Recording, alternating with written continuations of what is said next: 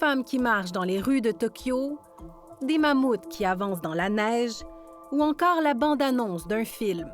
Des vidéos entièrement générées par l'intelligence artificielle. Le prompt qui a été utilisé pour cette vidéo-là, une bande-annonce de film présentant les aventures d'un homme de 30 ans dans l'espace portant un casque de moto tricoté en laine rouge. OpenAI, l'entreprise derrière ChatGPT, a publié ces vidéos, les premières générées par son nouvel outil Sora, à partir d'une simple saisie de texte. J'ai été bluffé. C'est très impressionnant, surtout en regard de ce qui se faisait avant. On est beaucoup plus loin que là où on était il y a quelques mois. Sora n'est toutefois pas encore disponible pour le grand public.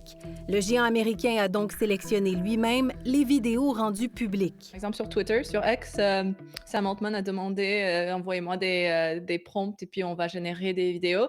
Mais c'est sûr qu'il y a de la filtration, qu'il y a des choix qui ont été faits par l'équipe. Après quelques secondes et quelques minutes, la représentation se dégrade. On voit des exemples ratés. Il y a encore beaucoup de progrès à faire pour créer des segments de plusieurs minutes, voire d'une heure. Mais encore une fois, avec l'intelligence artificielle, ce n'est qu'une question de temps. De quoi inquiéter déjà certaines industries, croit Dave Anctil.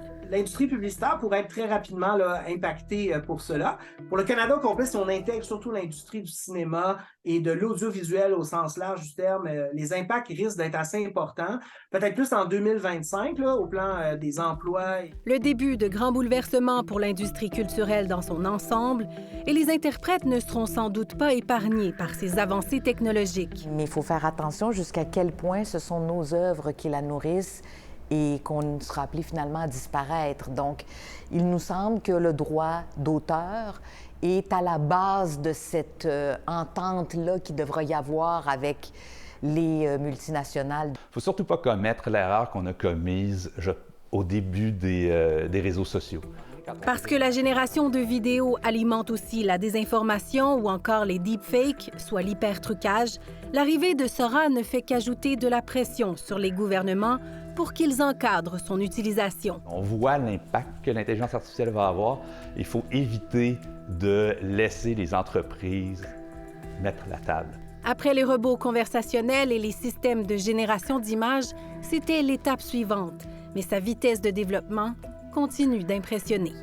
Ici Jacques Audrey Charbonneau, Radio-Canada, Montréal.